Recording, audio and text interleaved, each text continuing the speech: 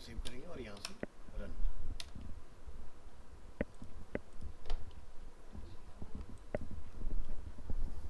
ठीक है, तो अभी नंबर क्या रिटर्न हुआ 4। हमारा वीक रिबूट कब हो जाता है? संडे से। ठीक है, संडे हमारा फर्स्ट डे होता है, मंडे जो होता है आपका वर्किंग डे का फर्स्ट डे होता है। ठीक है, तो अगर हम यहाँ से देखें तो कायदे में हमारा नंबर होते हैं 1 2 3 4 5, है ना, बट हमें रिटर्न क्या आ रहा है 4।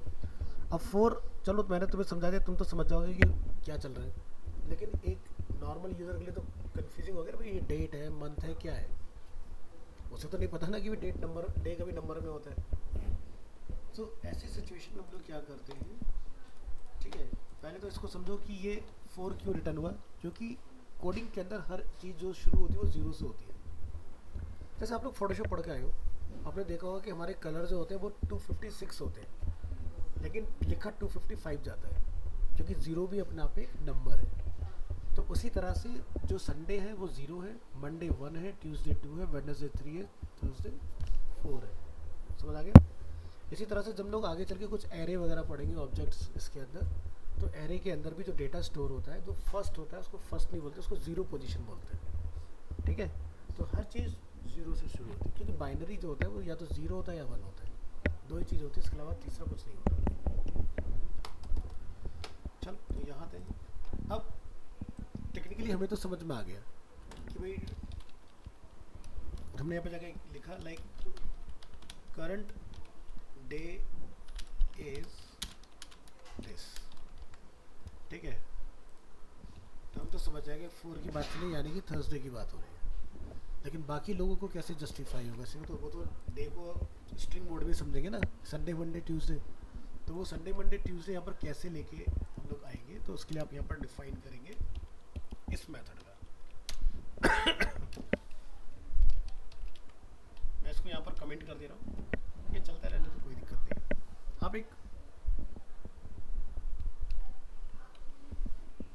यहाँ पर जाके वेरिएबल बना लो। ठीक है, वैसे हमारा डे ऑलरेडी सेट है, तो हम लोग डायरेक्ट इसको यूज़ कर लिखेंगे स्विच।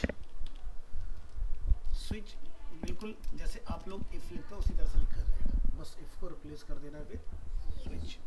स्विच के अंदर आपने जाके यहाँ पर डिफाइन कर देना है अपने वेरिएबल का नेम, जो कि हमारा क्या रहेगा, डे। ठीक है, क्योंकि डे के पास नंबर्स रिसीव हो रहे हैं, क्योंकि हमने जब यहाँ प्रिंट किया तो उसके पास क्या था, वैल्यू 4। चलो, तो यहाँ लिखेंगे अगर केस 0 है, यानी कि अगर संडे है, एग्जांपल ऐसा समझो, तो वैल्यू क्या होगी वो आप यहाँ जाके डिफाइन कर दोगे। ठीक है, तो हम यहाँ लिखेंगे document dot right today's Sunday. इसी तरह से आप डिफाइन करते चलाओगे, तो 1 2 3 4 5 6, मेरे ख्याल से सैटरडे तक पहुँच गए हम लोग।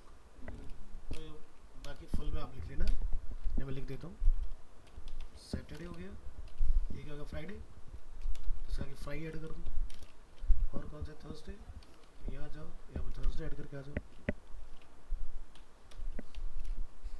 फिर क्या है वेडनेसडे,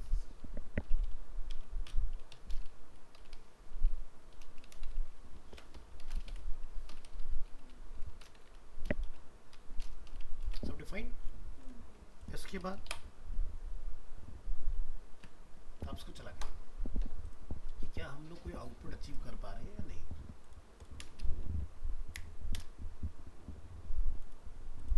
क्या लिखा आ रहा है, लेकिन उससे पहले के नहीं है ना, क्योंकि उससे पहले का एग्जीक्यूट इसलिए नहीं हुआ क्योंकि वो लैप्स कर चुके हैं। जो लैप्स करके वो तो आएगा नहीं, जो करंट है वो आएगा और जो कमिंग है वो आएगा। बट हमें तो आज की बात करनी ना, सब टुडे है, तो भाई कौन सा टुडे है आज, कन्फ्यूज़न हो रहा है। तो यहाँ पर आपको लिखना होता है इसके साथ में एक स्टेटमेंट विच इज़ ब्रेक, कि ये इसके बाद एग्जीक्यूट ना हो। नेक्स्ट तब एग्जीक्यूट होगा जब हमारा डे 5 होगा, एग्जाम्पल। तो अभी मैंने जैसे यहाँ पर ब्रेक लिखा है, तो देखो आगे का रिजल्ट आना बंद हो गया। तो ये तो इसलिए आ रहा है क्योंकि मैंने ऊपर डेमोन्स्ट्रेट किया था आपको। तो अगर मैं यहाँ पर जाके BR लिख दूंगा तो ये ठीक हो जाएगा, है ना।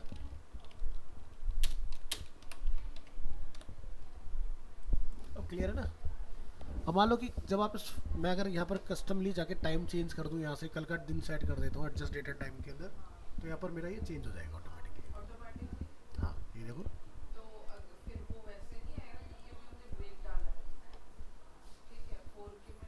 दिखाता हूँ पहले देखो। मैं टाइम चेंज नहीं करूँगा, जस्ट डे चेंज कर देता हूँ, ठीक है? हमने क्या कर दिया, 26 चेंज किया हमने, तो क्या हो गया यहाँ पर फ्राइडे। ठीक है, तो ज़रा यहाँ पर आप अपनी फाइल को बंद करके बार रीओपन करो।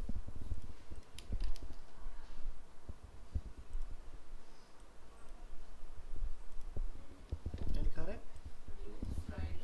ठीक है, तो ब्रेक हमें सब में लगाना पड़ेगा, तुम्हारी प्रॉब्लम सॉल्व हो जाएगी। मतलब मेरा इस एग्जांपल के थ्रू ये डेमोन्स्ट्रेट करना है कि भाई क्या दिन बदलने पर हमारा ये बदलेगा या नहीं बदलेगा। समझ में आ गया ना? बदलेगा। हाँ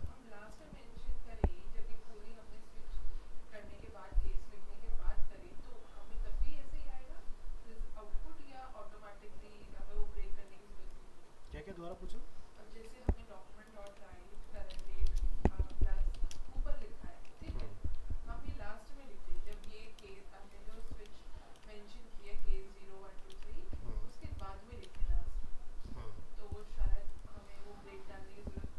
नहीं पड़ेगी।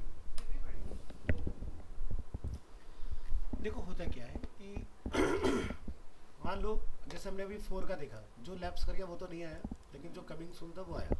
ठीक है, तो ब्रेक तो अगर आप यहाँ प्रिंट कराओ या फिर यहाँ से आप प्रिंट ना करा के डायरेक्ट यहाँ पर आप किसी आईडी के अंदर डेटा को पास कर दो, तो यहाँ ध्यान रखना ब्रेक आपने लगाना पड़ेगा, ये मैंडेटरी है। ठीक है, क्योंकि नहीं तो क्या होगा कि आपका जो केस होगा वो कंटिन्यूटी में चला जाएगा। ठीक है, तो इसको देखो बनाने का एक तो तरीका ये हो गया कि मैंने सीधे लिखा स्विच डे, और डे की जो वैल्यू है वो इस तरह से मेरी चेंज हो जाएगी। ठीक है, ध्यान रखना कि लास्ट वाले पर हमें लगाने की जरूरत नहीं होती। ठीक है, पता चला आप लास्ट में जाके ब्रेक लिख रहे हो, उसको कोई फायदा है नहीं, क्योंकि आगे जब कुछ आना ही नहीं है तो ब्रेक क्यों लगाना, है ना? अब इसका दूसरा तरीका क्या हो सकता है, जैसे मैंने लिखा JavaScript condition switch example 2 extension dot HTML. हम कुछ डिफरेंट तरीके से ट्राई करते हैं। हम यहाँ चाहते हैं, हमने यहाँ जाके एक आईडी बनाया like P ID equal to like demo, और पी को हमने क्लोज कर लिया यहाँ पर, इन सबको मैं डिलीट कर देता हूँ। ठीक है, दोबारा से लिख लेते हैं। यहाँ पर हमने डिफाइन किया एक वेरिएबल, वेरिएबल है क्या, डे। डे इक्वल टू क्या है, कुछ नहीं है, हमने इसको अनडिफाइंड रखा हुआ है। इसको डिफाइन करेंगे हम लोग केस के अंदर, एंटर करेंगे। हमने अब लिखा स्विच, स्विच के अंदर जाकर हम लोग इस तरह से भी लिख सकते हैं, new date dot get day. तो देखो यहाँ पर क्या हुआ, काम वही हो रहा है। टुडे के पास था न्यू डेट और डे के पास था get day, today dot get day, लेकिन हमने डायरेक्ट कर दिया पूरा काम। ठीक है, बात वही हो रही है। अब यहाँ पर आप जाके लिखेंगे केस अगर 0 है तो क्या होगा, हम बोलेंगे यहाँ पर डे जो हमने वेरिएबल डिफाइन किया है, डे इक्वल टू संडे होगा, और इसके बाद में ये क्या होगा, ब्रेक होगा। नहीं, मैं ब्रेक नहीं करता, ऐसे रहने।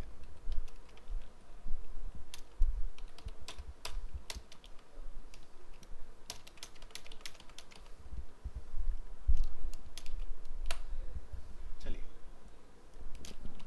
मंडे हो गया, ट्यूसडे हो गया,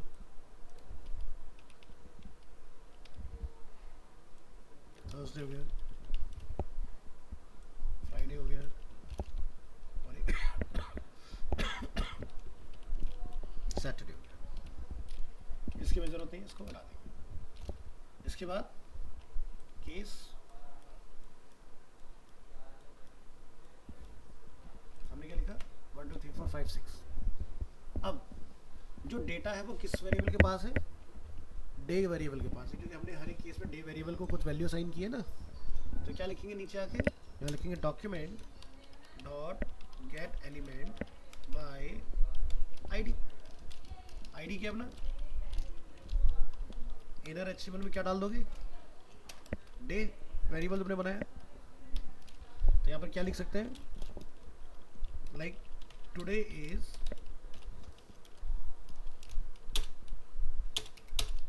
जो भी डे के पास वैल्यू वो हमें रिसीव हो जाए, ठीक है। तो ये वेरिएबल है, इसके पास वैल्यू है, इसको हमने आईडी पे बाइंड कर दिया, यानी कि इसका रिजल्ट हमें ऊपर देखने के लिए मिल जाएगा। और यहाँ पर जाके हम लोग एक हेडिंग बना देते हैं, like JavaScript switch and heading close, right. तो चलो ट्राई करके देखते हैं क्या रिजल्ट आता है। टुडे इज सैटरडे हमें यहाँ पर देखने के लिए मिल रहा है इसमें। तो इस केस में हमें सैटरडे क्यों रिटर्न हो रहा है, ठीक है।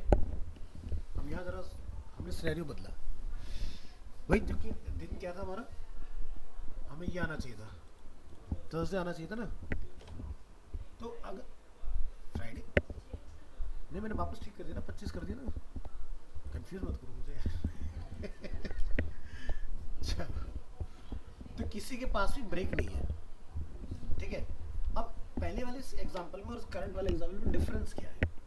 पहले वाले एग्जांपल में डे वेरिएबल जो था टुडे से गेट डे कर रहा था, तो उसको नंबर कौन सा मिल गया था, 4 मिल गया था, उसने सीधे 4 से आगे का कंटिन्यू करना स्टार्ट कर दिया इसके बाद। जरा ब्रेक ट्राई करके देखो, वैसे ऊपर वाली कोई जरूरत है नहीं, बट मैं फिर भी लिख देता हूँ, ब्रेक सभी में ऐड कर देता हूँ, लास्ट वाले पे लगाने की भी जरूरत नहीं है। कंट्रोल एस किया यहाँ से, रिफ्रेश करेंगे अपने फाइल को, यहाँ के क्या रिटर्न आया हमें, ठीक है। तो अगर आप चाह रहे हो कि वो बहुत सारे लिखे हुए ना आए तो दूसरा मेथड ये बनता है, लेकिन इसमें सीधे लास्ट वाला आएगा क्योंकि किसी पर ब्रेक नहीं है, तो जहाँ तुम्हारा स्विच एंड हो रहा होगा वो चलेगा, लेकिन हमें वो नहीं चाहिए, हमें चाहिए करंट डे को फैच करना है। तो आपने स्टेटमेंट को ब्रेक करके चलना है कि भाई करंट डेट जब उसको मिल जाए या डे उसको जब मिल जाए तो वहाँ पर वो रुक जाए, उसके आगे ना जाए।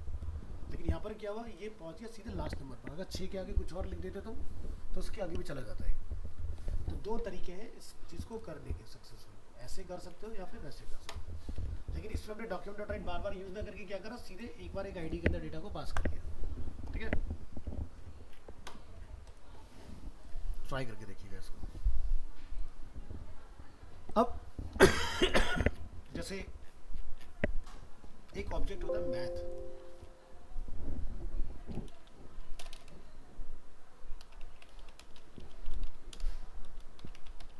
मैंने एक टॉपिक बनाया random linking extension dot H,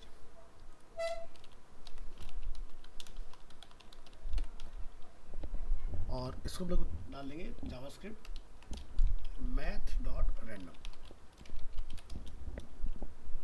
इस तरह से डिफाइन करना है। तो आप लोगों ने देखा होगा कुछ ना वेबसाइट्स होती है जहाँ पर कैप्चा कोड आता है जो हर बार रैंडमली चेंज हो रहा होता है ना। या कुछ वेबसाइट्स ऐसी होती हैं जो आपको कहती है भाई इन 2 वैल्यू को टोटल करके लिख दो, अगर वो सही होगा तो आप प्रोसीड करोगे, अदरवाइज एरर आ जाएगा। जैसे अगर आप यूपी में रहते हो और ऑनलाइन बिल पे करते हो तो PVVNL अगर हम लोग आते हैं, या ये चल रहा होगा UPPCL पे, यस ठीक है। इसका आता है ऑनलाइन, यहाँ चले जाओ। जैसे आप लॉगिन करने जाओगे है ना, क्या लिखा गया 2 + 6 = जो होगा, अगर आपने सही कैप्चा पास किया तो आप लॉगिन करोगे, नहीं तो नहीं करोगे। यूज़र ने रिफ्रेश किया 2 + 9 हो गया, फिर रिफ्रेश किया 5 + 3 हो गया, तो हर बार कुछ अलग चल रहा है। यही होता है रैंडम, ठीक है। चलो ट्राई करके देखते हैं कुछ।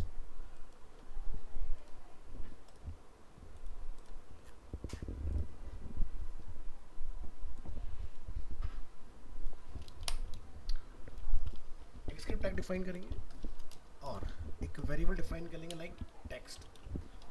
आप चाहो तो लेट वगैरह से भी कर सकते हो। मैंने लिखा इफ, या पहले इसको और आसान बनाते हैं, variable x = math dot random, ठीक है।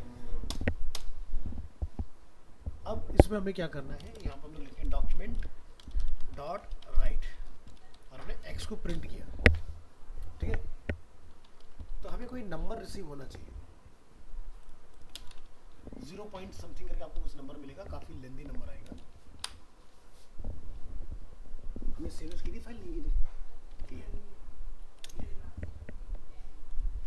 ये नंबर आ रहा है यहाँ पर, काफ़ी बड़ा सा नंबर है। तो अगर आप रिफ्रेश करोगे ये नंबर हर बार चेंज होता रहेगा। तो मतलब ये तो समझ में आ गया कि मैथ क्या कर रहा है, ऑब्जेक्ट आपको हर बार एक रैंडम मेथड से एक कॉम्बिनेशन बदल के दे रहा है हर बार। ठीक है, चलो तो पहले तो रैंडम लिंकिंग को क्लियर करते हैं कि रैंडम लिंकिंग काम कैसे करता है। तो आपने ध्यान दिया कि पॉजिटिव नहीं आएगा, 0.1 से लेकर 9 तक नंबर कोई भी रैंडम आ सकता है। ठीक है, रिफ्रेश करते हैं, 0.1 है, 0.5, 0.7, 0.5, 0.2, 0.3 इस तरह से चेंज होता है, लेकिन पॉजिटिव नहीं होगा, फ्लोटिंग ही रहेगा। चलो तो जैसे ही मैंने बोला कि इफ कंडीशन का मतलब ये नहीं कि सिर्फ हम लोग उससे डेट एंड टाइम ही हैंडल कर सकते हैं, कुछ भी चला सकते हैं। हमने लिखा है पर इफ एक्स की जो वैल्यू है अगर वो लेस देन है 0.5, समझ आ रहा है? हमने यहाँ पर लिखा जो टेक्स्ट वेरिएबल है इक्वल टू उसके अंदर ए टैग कॉल करो, AHREF। हमने आगे लिखा है पर डबल कोड के अंदर डबल कोड द्वारा नहीं चलता है तो सिंगल कोड का इस्तेमाल करना है। ठीक है, HTTPS google.com, विजिट गूगल, ए टैग क्लोज, और ये हमने यहाँ पर एंड कर देना है। एल्स हम इसको कॉपी करेंगे, इसको लिख देते हैं विजिट याहू,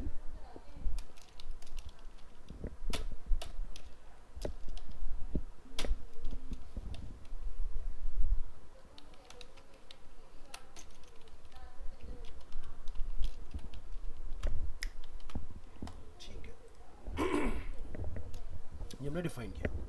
अब हम यहाँ पे क्या लिखेंगे, डॉक्यूमेंट डॉट, इसको रहने दो,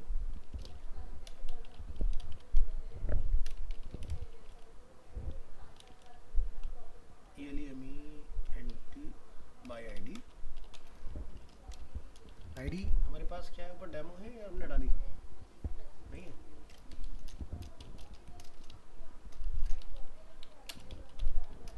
आईडीज डेमो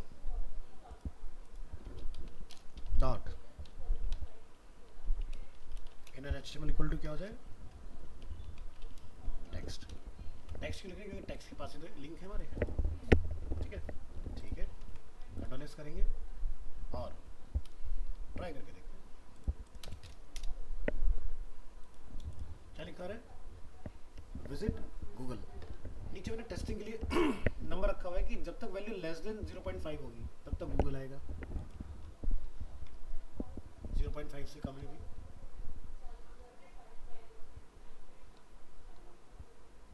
जैसे 0.5 से अब हो गया, क्या आ गया हमारा, विजिट या हुआ गया। ठीक है, तो ऐसे कुछ भी मैनिपुलेशन करा सकते हैं डोम के ऊपर with the help of if और एल्स। ठीक है, तो इफ का समझ में आया कि जब तक मेरी कंडीशन 0.5 चल रही है तब तक मेरा गूगल काम कर रहा है, और जैसे मेरी कंडीशन ग्रेटर देन 0.5 होती है तो मेरा एल्स काम कर रहा है। ठीक है, यानी कि इसमें याहू डिस्प्ले होगा यूजर को।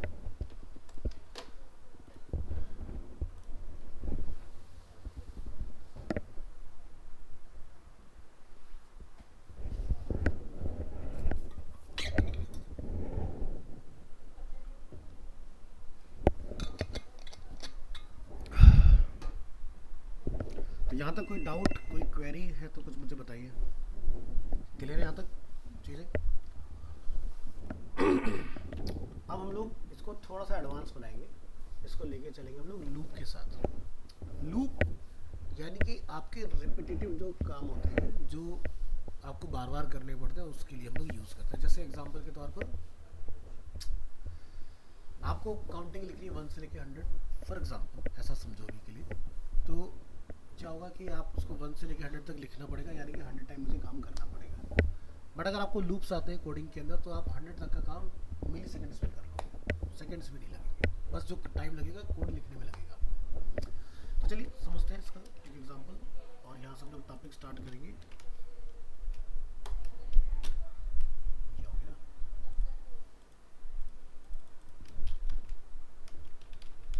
JavaScript loops. सबसे पहले हम लोग देखेंगे for loop extension dot HTML।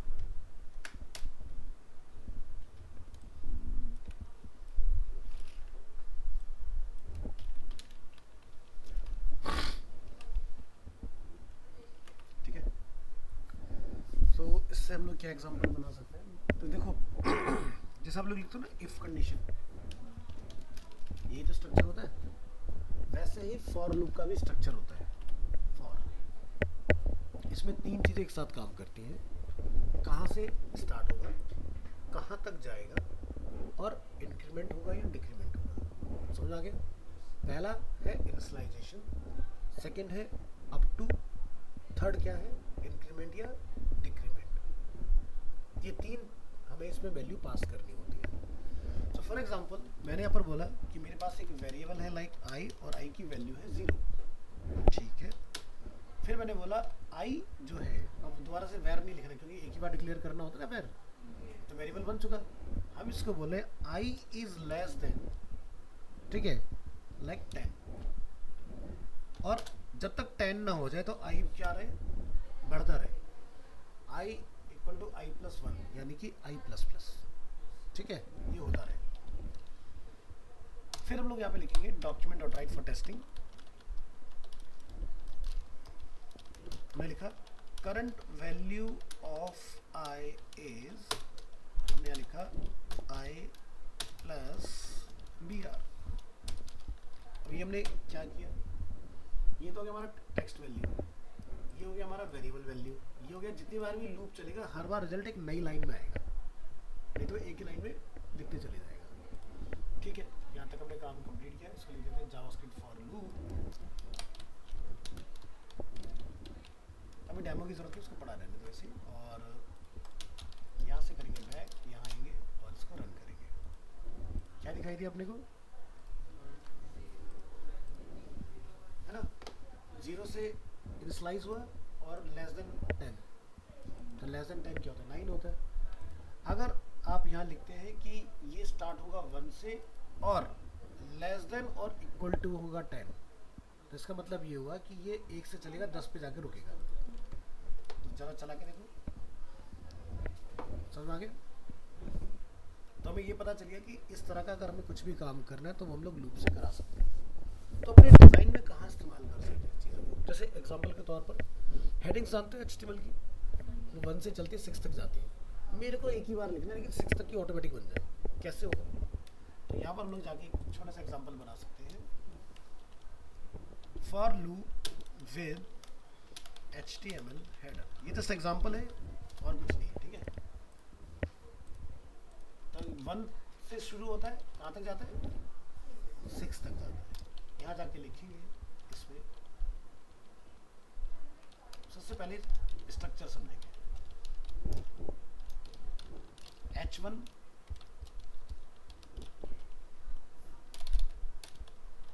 this is a header type 1 statement end, और हमने हेडिंग को क्लोज कर दिया। ठीक है, चलो यहाँ पर इस फाइल को हम रन करके देखेंगे। तो यहाँ पर क्या दिखाई दिया हमें, 6 टाइम हमें H1 ही दिखाई दे रहा है। ठीक है, बट मैं ये चाहता हूँ कि ये 6 टाइम H1 ना होके H1 से H6 हो जाए। समझ गए? तो ये तो हो गया जावास्क्रिप्ट फॉर लूप, ऊपर का हमारा टॉपिक विद HTML हेडिंग।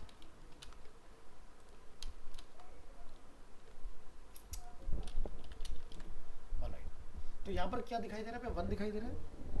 ये 1 ही है जो बेसिकली 6 बार हेडिंग बना रहा है एक जैसी। मुझे इसको डायनामिक करना है, तो यानी कि मुझे इससे 1 को वापस ले लेना है। हम जो ये 1 होगा ये किससे देंगे, जावास्क्रिप्ट से देंगे इसको। तो क्या लिखेंगे, यहाँ से यहाँ तक का जो हमारा हेडिंग है वो टैग अलग, फिर हम लिखेंगे प्लस जावास्क्रिप्ट का वेरिएबल आई, फिर लिखेंगे प्लस, और इसके बाद इस पार्ट को यहाँ पर क्लोज कर देंगे। ठीक है, यानी कि जो अब एच के अंदर जो 1 है वो लूप से आ गया। इसी तरह से जब आप इसको बंद करोगे तो यहाँ से यहाँ तक का पार्ट अलग हो गया, फिर लिखेंगे प्लस, फिर जावास्क्रिप्ट का वेरिएबल, फिर प्लस और ग्रेटर देन को क्लोज कर दिया। समझ गए? जरा चला के देखो क्या होता है। अब इस समय टाइप 1 ही आएगा लेकिन टाइप बदल जाएगा। बदल गया ना? अब जो 1 है वो भी चेंज हो जाए, तो हम यहाँ लिखेंगे this is a header type, ठीक है, प्लस 1 क्या क्या कर देंगे आई, फिर प्लस, फिर यहाँ पर फुल स्टॉप। जरा चला के देखो, हो गया ना? तो लूप का फायदा समझ में आया? यानी कि इस तरह के काम हमारे हो सकते हैं। अब पॉइंट ये आता है कि ये हमने सीख तो लिया, कहीं काम थोड़ी ना आएगा, ये कहीं आएगा काम। हमने तो लॉजिक क्लियर करा अपना कि लूप चलता है कैसे या किसी में इम्प्लीमेंट होगा कैसे। ऐसे एक साथ तो कहीं हेडिंग लिखोगे नहीं तुम, है ना? बट इम्प्लीमेंट करना क्या है वो प्रोसेस समझना बहुत ज़रूरी है। एक तो हमने प्लेन टेक्स्ट लिखा करंट वैल्यू वाइज, या फिर मुझे हेडिंग अगर 6 बार लिखनी तो कैसे लिखी जाएगी लूप के थ्रू, ये हमने क्लियर किया इसके थ्रू। तो काम इससे कुछ लेके देखो कि ये कैसे काम करेगा। तो जैसे एग्जांपल के लिए मेरे पास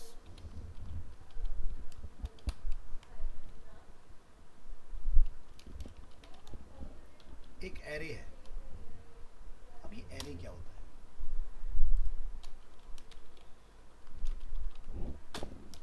देखो अभी तक जो हम लोगों ने पढ़ा है ना वो क्या है? वेरिएबल। एक वेरिएबल अपने अंदर एक ही वैल्यू को स्टोर कर सकता है। मैं चाहता हूँ कि मेरे पास एक वेरिएबल है विच इज स्टूडेंट्स, और उसमें आप सारे लोग स्टोर हो। ठीक है, तो ये अभी पॉसिबल नहीं है, लेकिन जब हम लोग एरे वाला टॉपिक देखेंगे तो ये पॉसिबल हो जाएगा। ठीक है, एरे जो होता है आपका मल्टीपल डेटा को स्टोर करता है, लेकिन सिमिलर डेटा टाइप। ऐसा नहीं होगा कि तुम्हारे नेम के अंदर तुम्हारा स्टूडेंट आईडी भी आ जाए। अब स्टूडेंट आईडी न्यूमेरिक हो गया और नेम अल्फ़ाबेटिक हो गया, तो आप अल्फ़ा न्यूमेरिक कॉम्बिनेशन नहीं बनाओगे एरे में।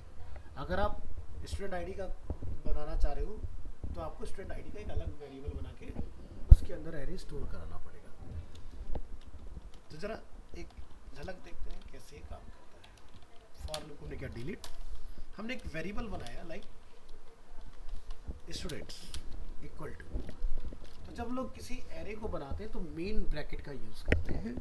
अब जितने भी हमारे पास नंबर ऑफ स्टूडेंट्स हैं उन सभी को हम क्या करेंगे, यहाँ से कॉपी और यहाँ पर पेस्ट। तो जैसे हमारा फर्स्ट स्टूडेंट है अनस, हमने इसको लिया, कॉमा लगाएंगे, दूसरा स्टूडेंट शालू, मनीष, मौमिक, तरश, जसवीन, तुषार,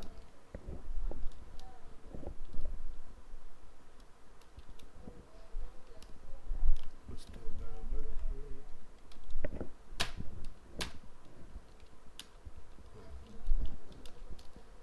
रंजीत, दोनों ही रंजीत कुमार है, निराली, एंड लास्ट इज अमित। तो समझ आया? एक वेरिएबल में अगर हमें एक से ज़्यादा वैल्यू को स्टोर करना है तो मेन ब्रैकेट, डबल कोट या single quote, then comma, then next value. This is the pattern of array. अब हमें ये जितना भी हमने यहाँ पर वैल्यू डिफाइन किया है इसको मैं चाहता हूँ ब्राउज़र में 1 बाय 1 लिखना। ठीक है, तो क्या करेंगे, एक वेरिएबल बना लेंगे like text. Text equal to, ये हमने क्या रखा, अनडिफाइंड नहीं है, डिफाइंड है लेकिन ब्लैंक है। ठीक है, इसको यहाँ पर सेमीकोलन, यहाँ पर ये एंड हो गया लाइन। लिखेंगे फॉर लूप, हमने एक वेरिएबल बनाया आई, कहाँ से स्टार्ट होगा, 0 से स्टार्ट होगा। हमने क्या लिखा, आई इक्वल टू 0। हमने लिखा आई इज लेस देन, हमारे स्टूडेंट्स नेम किस वेरिएबल के पास है, स्टूडेंट्स, और उसकी जो भी लेंथ है, हमें नहीं पता कितने हैं, 1 है, 2 है, 10 है या 1000 है। हमने लिखा I is less than students dot length, और यहाँ पर क्या लिखेंगे, आई प्लस प्लस। नेक्स्ट यहाँ लिखेंगे हम लोग टेक्स्ट, जो हमने ब्लैंक वेरिएबल बनाया है उसमें रीअसाइन कर दो स्टूडेंट्स, और उसमें लूप कर दो आई वेरिएबल, क्योंकि आई के पास नंबर है, स्टूडेंट्स के पास नेम है ना। फिर जितनी बार भी ये लूप चलेगा डेटा मेरा न्यू लाइन में कॉल होगा, ठीक है। चलो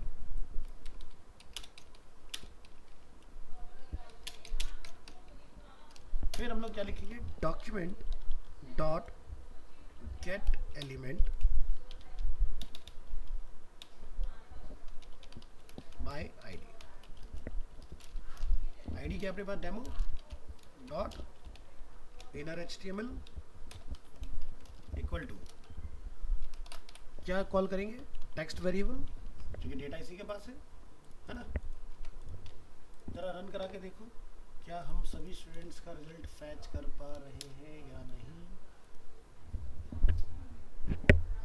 आ गया। तो एक्चुअल में जो आप एरे WDD के कितने लोग हैं इसमें, 1 2 3 3 लोग, तो ये जनरली तुम्हारे काम आएगा, UI UX वालों के काम में नहीं आएगा, ठीक है। तुम्हें तुम्हारे खेलने के लिए कुछ बनाएंगे कि तुम कैसे यूज करो इसको, ठीक है। अब मुझे इसके आगे काउंटिंग चाहिए, ठीक है। तो काउंटिंग अगर आप इसके आगे लाना चाहते हो तो आप इसके साथ एक छोटा सा काम कर दोगे,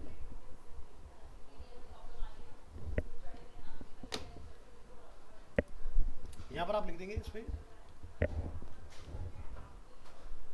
आई प्लस, ठीक है।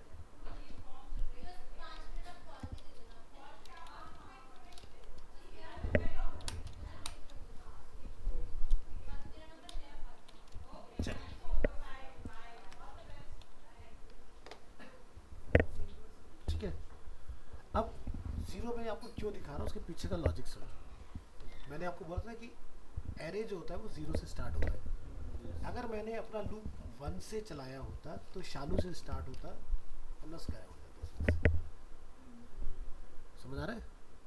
तो इसलिए जब भी आप एरे के साथ काम कर रहे हो तो मेक श्योर कि आपका जो लूप है वो 0 से चले, ठीक है। तो मुझे पूरा डेटा मिल रहा है, ये तो मैंने काम कर लिया, लेकिन इसको हम लोग 1 से कैसे चलाएं, पॉइंट ये आता है।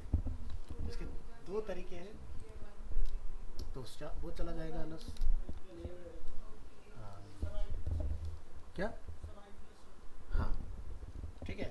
तो यहाँ पर हम जाके लिखेंगे i+1, इस तरह से डिफाइन कर देंगे, तो हमारा क्या हो गया, 1 से स्टार्ट हो जाएगा इस तरह से। या फिर अगर आप इसका यूज ही नहीं करना चाहते, हम चाहते हैं कि भाई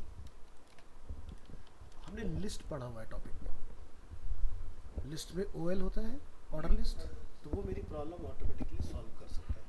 तो हम यहाँ पर कुछ ऐसा करें कि जो टेक्स्ट वेरिएबल है उसके पास एक टैग है विच इज OL, ठीक है, ठीक है, इस तरह से। और यहाँ पर जो भी आप मैटर इसको दोगे वो LI हो जाए, तो मुझे BR भी नहीं लगाना पड़ेगा। तो एक काम करते हैं, पहले ना एक एग्जांपल अलग बना लेते हैं।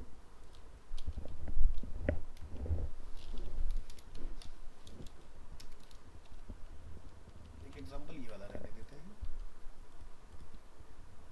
इसमें डॉट छूट गया।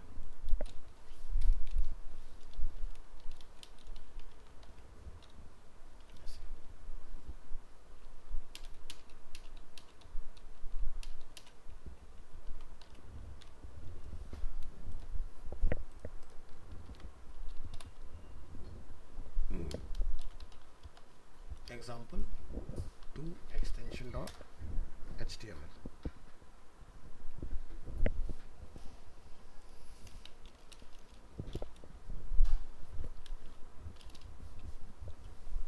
इसको क्या दिया, यूएल, यूएल हमने क्या दिया, एल आई, यूएल नहीं करना, सॉरी ओएल करना है, ठीक है। इसके बाद मैं यहाँ से बी आर हटा लेता हूँ,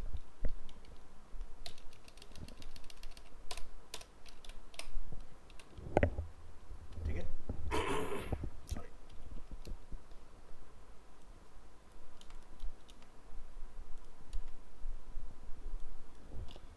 L I close, OL close, ठीक है। कुछ ऐसा भी ट्राई करके देखते हैं आउटपुट आता है नहीं आता।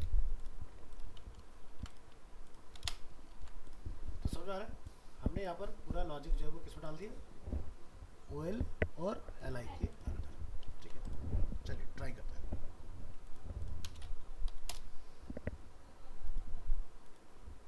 तो हमारा इसमें कोई आउटपुट नहीं बना, जरा F12 दबाओ,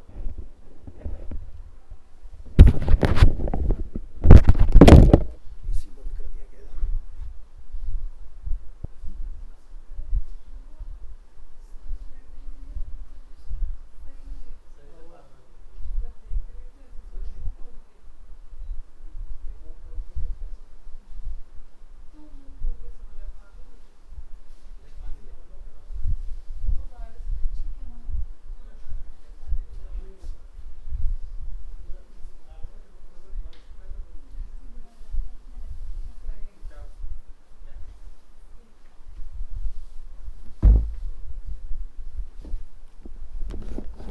तो यहाँ पर क्या लिखा है, unexpected token plus equal to, ठीक है।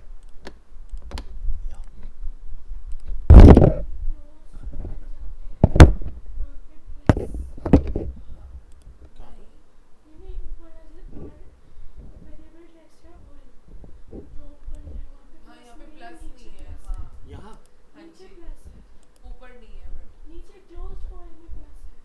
हाँ हाँ तो सही है ना, वो सही है, ऊपर में नहीं है ना, ऊपर वाले में नहीं है। दिखा दो, समझाने की कोशिश करो।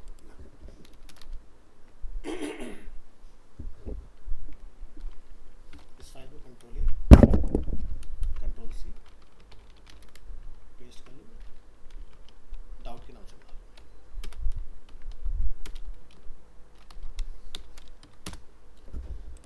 फिलहाल इसमें से हम लोग लॉजिक निकाल देते हैं ये वाला, ठीक है। और हम सीधे यहाँ पर टेक्स्ट को प्रिंट करा लेते हैं, ठीक है। टेक्स्ट को प्रिंट करेंगे, जिसका रिजल्ट हमें यहाँ पर दिखाएंगे। चलिए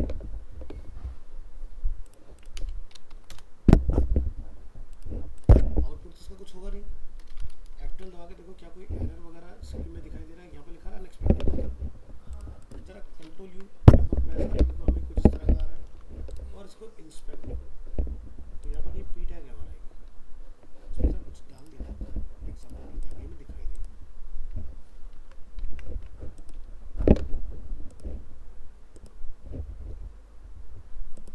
फिलहाल जो हमारा JS का कोड है वो P के अंदर नहीं गया है, ठीक है। ये कोड उसके अंदर जाए, या मैं यहाँ पर कुछ भी अगर लिख रहा हूँ तो वो उसके अंदर जल्दी चली जाए। तो जैसे एग्जांपल के तौर पर इन सबको हम डिलीट कर लेते हैं। मेरे पास क्या है, टेक्स्ट लाइक अरीना, सेव करेंगे, ब्राउजर में चेक करेंगे क्या लिखा है, यानी कि अगर मैं इंस्पेक्ट कर रहा हूँ तो JS ने इसके अंदर मैटर कॉल कर दिया, ठीक है। मैंने यहाँ जाके लिखा एनिमेशन, तो अब क्या आएगा, एनिमेशन आएगा, क्योंकि एरिना ओवरराइड हो गया ना। अब हम चाहते हैं दोनों लिखे हुए हैं, ठीक है। तो प्लस इक्वल टू हमने लिखा है यहाँ पर, तो कुछ प्रॉब्लम होगी। ऊपर डेमो हाँ मैं बताता हूँ प्रॉब्लम क्या हुई है। जब भी हम लोग किसी वैल्यू में रीअसाइन करते हैं वैर को नहीं लगाते, ये अनएक्सपेक्टेड टोकन है। जैसे मैं ये प्रॉब्लम फिक्स करता हूँ हमारी प्रॉब्लम सॉल्व हो जाती है। तो अगर मैं वैर लिख के यहाँ पर लिखता हूँ इस तरह से, तो ये दो डिफरेंट वेरिएबल में कंसिडर हो रहा है, तो ये कह रहा है कि ये अनएक्सपेक्टेड है, ये नहीं होना चाहिए। तो ज़रा आप यहाँ रिफ्रेश करके इसको ज़रा F12 करो, तो यहाँ पर कंसोल आपको अनएक्सपेक्टेड दिखा रहा होगा, है ना। और जैसे ही मैं वो वाला पार्ट फिक्स कर लेता हूँ यहाँ से वैर वाला, ठीक है, वेरिएबल लिख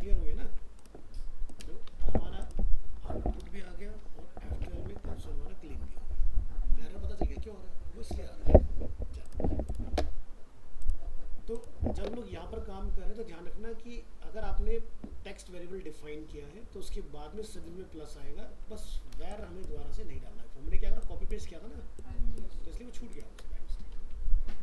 फिर से ट्राई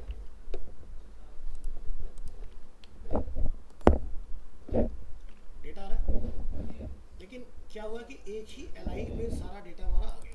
हम चाहते हैं हर एक अलग अलग एलआई में हमारा डेटा डिस्प्ले हो जाए। तो आपने क्या करना है, इसको बंद कर दो, इसका कोई काम नहीं है, डाउट है। इस फाइल में आएंगे, क्या चेंज करेंगे हम यहाँ पर एलआई से वापस ले लेंगे। ठीक है, हमने एलआई से वापस लिया, हमने लिखा टेक्स्ट प्लस इक्वल टू, ठीक है, इसके अंदर हमने स्टूडेंट्स को डाल दिया, इसके अंदर हम लिखेंगे प्लस और यहाँ लिखेंगे हम लोग एलआई और एलआई को यहाँ पर क्लोज। इससे हमारी समस्या का समाधान होना चाहिए। चलो ट्राई करके देखो, काम हो गया? जरा इंस्पेक्ट करके देखो ओएल एलआई चल रहा है कि नहीं चल रहा। वैसे तो चली गया, दिख रहा है, पूरा बन गया।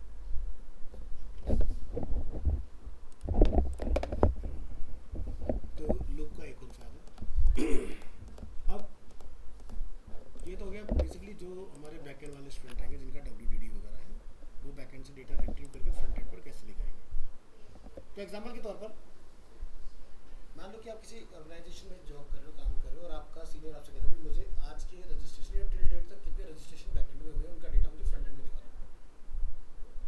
तो एक एक डेटा लाके फ्रंट एंड पे लगाना, यानी कि ये तो सिंपल वाला काम हो गया ना कि आप मेहनत करते रहो, मान लो 3000 एंट्री हुई, सर एक हफ्ते का टाइम दे दो मुझे। अजीब आदमी है, इतने छोटे से काम के लिए इतना लंबा टाइम। तो अगर आपको बैकएंड आता होगा, आप बैकएंड से फैच करके क्वेरी चला लोगे माईएसक्यूएल की, और डेटा को आप फ्रंट एंड पर उसको लूप करा दोगे फॉर ईच के थ्रू, या जिस भी लैंग्वेज आप काम कर रहे हो। और अगर मैं उसमें काम करूँ तो हम लोग जेसन का यूज़ कर सकते हैं, उससे हमारा काम हो जाएगा इजीली। तो आप देखो कि मैंने सिर्फ एक बार लिखा एलआई, और मेरे मल्टीपल एलआई यानी कि जितने भी मेरे पास डेटा की लेंथ थी अपने के तैयार हो गई। तो यानी कि टाइम जो कंज्यूम हुआ वो किसमें हुआ, सिर्फ और सिर्फ कोड लिखने में। अब इतने कोड से आप जितना मर्जी डेटा बैकएंड से रिट्रीव कर सकते हो फ्रंट एंड के अंदर। समझ आ रहा है? नहीं तो वो मैनुअल काम करना पड़ेगा। जैसे इसको ऐसा समझो, एक डिफरेंट एग्जांपल से समझाने की कोशिश करें। कभी फ्लिपकार्ट की वेबसाइट में हम एक सेक्शन में आते हैं विच इज टी-शर्ट्स। अब टी-शर्ट्स में 16,000 टी-शर्ट्स इनके पास। अब आप हो डिज़ाइनर, ठीक है, आप लगे भाई साहब एक एक कार्ड डिज़ाइन करने में, टी-शर्ट की फ़ोटो लगाने में, तो भाई एक दिन में 40 बना लो बहुत बड़ी बात है। क्योंकि सबके बारे में लिखना, उनके अलग अलग व्यू लगाना, फिर उनकी साइज के लिए, फिर उनका डेटा, बस करते रहो काम, ठीक है। और वहीं पर एक जो बैकएंड जानने वाला बंदा होगा, जो फ्रंट एंड डेवलपमेंट जानने वाला बंदा होगा, वो क्या करेगा, फ्रंट एंड पर एक ऐसा लॉजिक लिखेगा कि एक पेज पर 40 टी-शर्टें बन के फटाक से आ जाएंगे, ठीक है, अपने आप। तो ये देखो, हम अगर कोई भी टी-शर्ट ओपन करें, सिर्फ फोटोग्राफ और ब्रांड का नेम बदलेगा, डिज़ाइन में कोई डिफरेंस नहीं है। समझ आ रहा है? दिस इज कॉल्ड व्यू, यानी कि हमने व्यू एक ही बना रखा है। अब जैसे नेटफ्लिक्स जब आप चलाते हो, आप कोई भी मूवी देखो, प्लेयर ऐसा थोड़ी ना चेंज हो जाता है, प्लेयर तो वही रहेगा ना। तो अब मान लो जो स्टैटिक डिज़ाइनर होगा वो हर बार वो काम करेगा, और जो डायनामिक वाला बंदा होता है वो एक बार करता है। तो ये होता है डिफरेंस डायनामिक में और स्टैटिक में। सो अभी जो अपन सीख रहे हैं वो है स्टैटिक वाला पार्ट, लेकिन मैंने आपको डायनामिक का एक छोटा सा डेमो दिखाया है इसमें कि भाई एक साथ डेटा को कैसे हैंडल करोगे अगर आपके पास कई बार डेटा रखा हुआ है। क्योंकि PHP कोर्स में और MySQL के कोर्स में नहीं है, जिनके में है वो लोग आगे जाके सीखेंगे। एक छोटा सा डेमो दिखा भी देता हूँ। VS Code, अब जैसे देखो यहाँ पर मेरे पास कुछ डेटा रखा हुआ है। तो आज की क्लास में मैं इनको पढ़ा रहा था बेसिकली एजेक्स जो है वो काम कैसे करते हैं। जैसे हम क्या करते हैं, जब जीमेल में आते हैं, सॉरी गूगल में आते हैं, और यहाँ पर हम लोग कुछ लिखते हैं, जिसमें लिखा ARENA, मतलब चीज़ें देख रहे हो अपने आप चेंज होती जा रही है, वो समझने की कोशिश कर रहा हूँ मैं क्या ढूंढ रहा हूँ, है ना। This is called Google assist, और ये टेक्नोलॉजी गूगल ने इंट्रोड्यूस की थी 2005 में।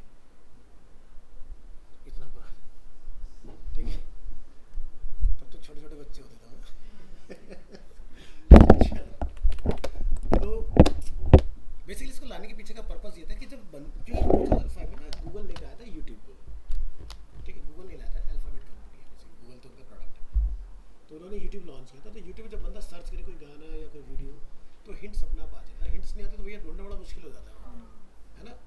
या जैसे आप अमेजोन में अगर आप सर्च देखोगे उनसे बकवास सर्च किसी का नहीं है, ठीक है। अगर सर्च आपकी बहुत बढ़िया है, रिफाइन है, आपकी नेगेटिव एंड पॉजिटिव कीवर्ड के ऊपर अगर आपको डेटा मिल रहा है तो उससे बढ़िया सर्च नहीं हो सकता है। आप ब्रेव ब्राउज़र चला लो, ब्रेव ब्राउज़र के अंदर आप सर्च करो चीज़ों को, और क्रोम के अंदर आप चीज़ों को सर्च करो, दोनों में डिफरेंस देखो। गूगल की सर्च ज़्यादा रिफाइन होती है कंपैरेटिवली ब्रेव। चलाने में अच्छा है कि ऐड से हम लोग बच जाते हैं, लेकिन मज़ा क्रोम में ही आता है, काम जल्दी से वहीं पर ही होता है। तो मैंने एक डेमो बना के दिखाया था स्टूडेंट्स को कि भाई ये काम करता है कैसे। तो हमने क्या करा, अपना यहाँ पर सभी स्टूडेंट्स को पीछे लोड कर दिया जो हमारे बैच के स्टूडेंट्स हैं, और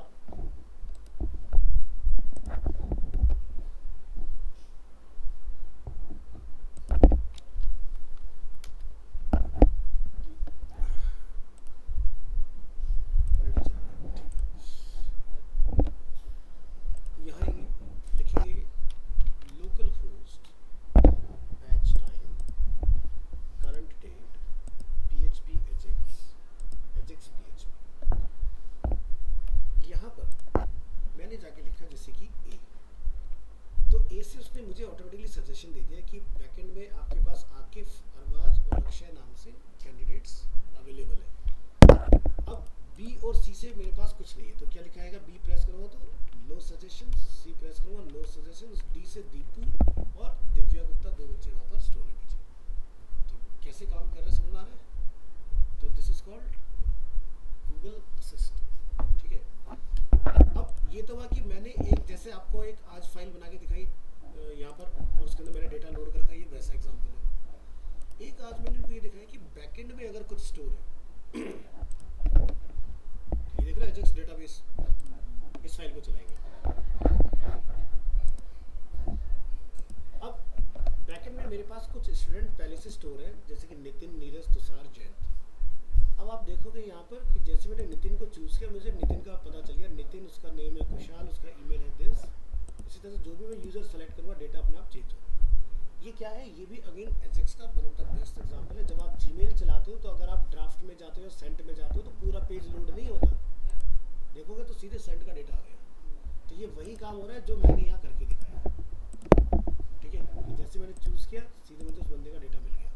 अभी देखो डेटा रखा कहाँ है, अगर मैं यहाँ से जाकर आपको बैकएंड में दिखाऊँ उसको,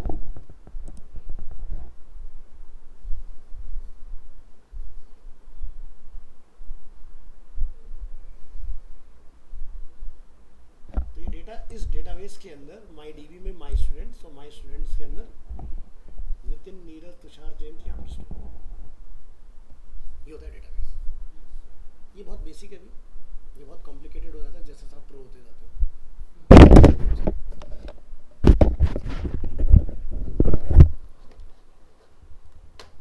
तो समझ आया कुछ। तो इसी में हम लोगों ने एक एक्सरसाइज की थी अपनी कि भाई बैकएंड में जितना भी डेटा है वो हमें फ्रंट एंड पर मिल जाए, जो कि हमने 23rd को किया था, जिसको हम लोग बोलते हैं insert data and select data. तो सेलेक्ट में आप देख रहे हो सारे स्टूडेंट्स आ गए बैकएंड से। अब PHP जो एक लैंग्वेज है ना, वो होती है सर्वर साइड। जैसे नॉर्मल का तो क्या था, आप कंट्रोल यू दबा के कोड देख लेते हो, इसका कोड नहीं मिलेगा तुम्हें। तो मैं अगर जैसे कंट्रोल यू कर दूंगा तो सिंपल HTML आ रहा है और कुछ नहीं है इसमें, यहाँ कोई PHP कोड नहीं है। क्या तुम्हें जो मैंने वहाँ से नेम लेकर आया मैं बैकएंड से, क्या यहाँ कहीं दिखाई दे रहा है तुम्हें? ये देखो सब HTML के फॉर्म में दिखाई दे रहा है ऐसे। बट जब मैंने इसको बनाया था, जब मैंने इसका लॉजिक लिखा था, तो वो देखोगे आप यहाँ से इतना कुछ कोड लिखा था इसके अंदर। तो देखो यहाँ पर कौन सा लूप चल रहा है, वाइल लूप। इसमें हम लोग क्या देख रहे हैं, एसोसिएटिव एरे, पॉइंटर रखोगे लिखा आएगा, ठीक है। सेकंड को देखो, fetch the next row of the result set as an associative array. तो अभी आप एरे का बहुत वास्ट लेवल पढ़ोगे। अभी तो जस्ट हमने एक छोटा सा इंट्रोडक्शन देखा है कि किस तरह से काम करती है चीज़। तो बैकएंड में बड़ी मज़ेदार चीज़ है, अगर सीख लेते हैं तो काफ़ी कुछ समझ में आती हैं चीज़ें वहाँ से। थोड़ा बोरिंग होता है, लेकिन मज़ा आने लग जाए तो फिर उससे बढ़िया कुछ नहीं है, पैसा उसी में ही।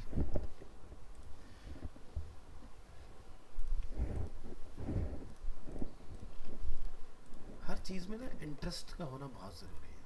चलिए, तो ये वाला पार्ट हमने समझ लिया कैसे बनेगा ओ एल और एल आई के थ्रू। नेक्स्ट, अब हम लोग कुछ ऐसा बनाते हैं कि जैसे मान लो घर में छोटे बच्चे हैं और उन्हें मैथ की टेबल याद करने में बड़ी प्रॉब्लम आती है, ठीक है। ये वही 10 तक का तो बड़ा आसान होता है, उसके बाद में जैसे 19 का टेबल हो गया या 17 का हो गया, छोटे बच्चों को बड़ी दिक्कत सी होती है। तो ऐसा कुछ बनाए कि बच्चा अपना नंबर पसंद का डाले और वो टेबल जनरेट होकर तैयार हो जाए, ऐसा कुछ बनाते हैं, ठीक है। एक तो वह प्री डिफाइंड, अब बना रहे यूज़र डिफाइंड। तो यूज़र डिफाइंड वाला जो होगा पार्ट, तो यूआई यूएक्स वाले स्टूडेंट है ना हम लोग, मतलब कि इंटरेक्टिव पार्ट बना दिया हमने कि यूज़र को जो चाहिए वो मिलेगा। तो चलिए ट्राई करते हैं। Generate math table via for loop, सब कुछ डिलीट।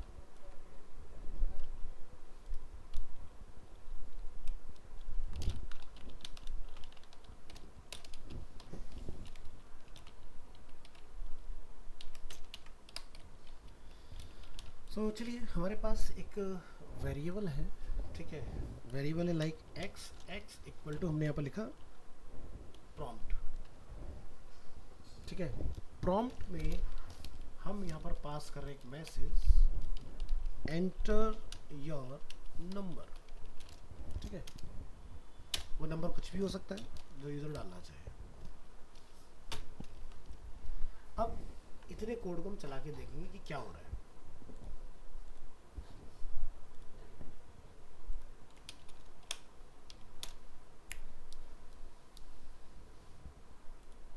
हमारे सामने डायलॉग बॉक्स ओपन हुआ, this page is enter your number. मैंने जो भी नंबर इसको दिया वो किस वेरिएबल के पास है, एक्स के पास, समझ गए। वो नंबर जो है वो एक्स ने कैप्चर कर लिया अपने पास। अब हम क्या करें, ऑटोमेटिक ना खुले उसके लिए हमने एक फंक्शन बना लिया यहाँ पर,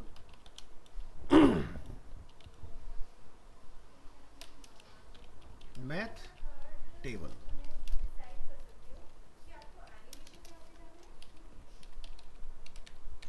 हमने इसको कॉपी किया और यहाँ हम लोग जाके डिफाइन कर रहे हैं input type button on click,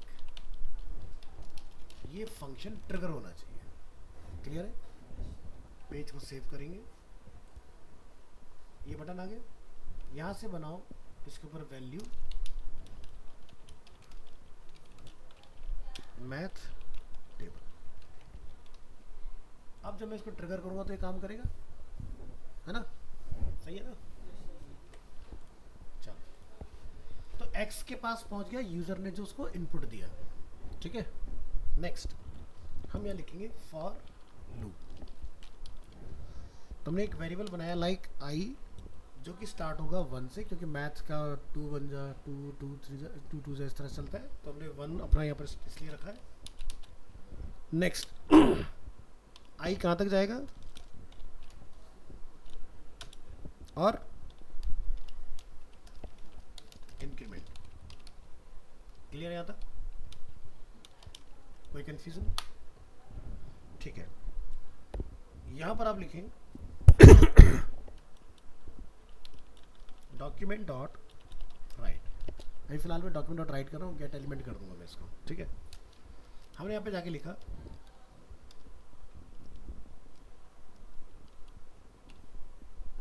x, जिसका भी टेबल आप बनाओगे वो यूज़र इनपुट दे रहा है, तो वो यूज़र इनपुट किसके पास है, x के पास। तुमने x को प्रिंट करा दिया। आप लिखेंगे x प्लस मल्टीप्लाई का सिंबल प्लस जो मेरा लूप चल रहा है वो वैल्यू, क्या लिख देंगे हम लोग यहाँ पर, i प्लस दोनों का बीच में इक्वल टू का symbol plus x multiply with i plus br। कुछ समझ आया क्या हुआ। यूजर ने बोला कि मेरे को लाइक 5 का टेबल बनाना है, मैंने बोला ठीक है, मल्टीप्लाई विद मेरा लूप चलेगा 1 से लेकर 10 तक। फिर मैंने आगे बोला x और आई को मल्टीप्लाई कर दो जो यूज़र ने नंबर दिया और जो मेरा लूप का नंबर है, और बी आर लगा के फिर नया रिजल्ट लिखो। समझ आ गया? ट्राई करके देखते हैं क्या होता है। रिफ्रेश मैथ टेबल, जैसे मेरा यहाँ पर ओके करूँगा ये देखो डेटा चला जाएगा, क्योंकि डॉक्यूमेंट डॉट राइट का मैंने आपको पहले ही बता रखा है, ऐसा ही होता है। मैंने यहाँ पर एक नंबर दिया 5 और हमने इसको बोला ओके, टेबल बन गई बढ़िया से एकदम, रिजल्ट आ गया। अब जो मर्जी टेबल बनाओ, तो बेनिफिट समझ में आया लूप का क्या है, कितना आसान कर देता है हमारे काम को। अब कोई बोले जी मेरे को 20 तक की टेबल बनानी है, लो जी इसी के अंदर डेटा 20 तक चलेगा, इसमें इतना भी कॉम्प्लिकेटेड नंबर चूज कर लो, है ना। ये चीज तो छोटे बच्चों को पकड़ा दो घर के अंदर। मेरी बेटी को सारी टेबल्स पता है आज की डेट में, जस्ट बिकॉज ऑफ मैंने उसके फ़ोन में एक कोड बना के दिया, मैं जब भी तेरे टेबल सीखे ना यहाँ से जाके चला ले। तो फायदे देती है चीज़ें छोटी छोटी।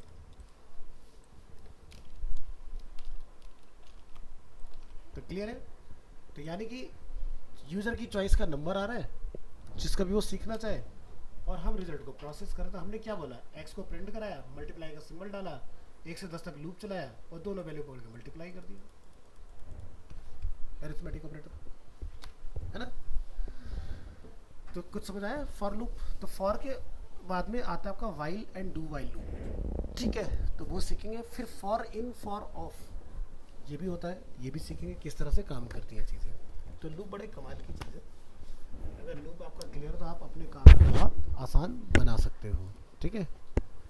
चलिए आज के लिए हम लोग इतना रखेंगे, नेक्स्ट क्लास क्या करें, फॉर ईच इसमें नहीं पढ़ेंगे, वो PHP में पढ़ते हैं नहीं, क्योंकि हम लोग इन और जो ऑफ है ना वो वही काम करते हैं।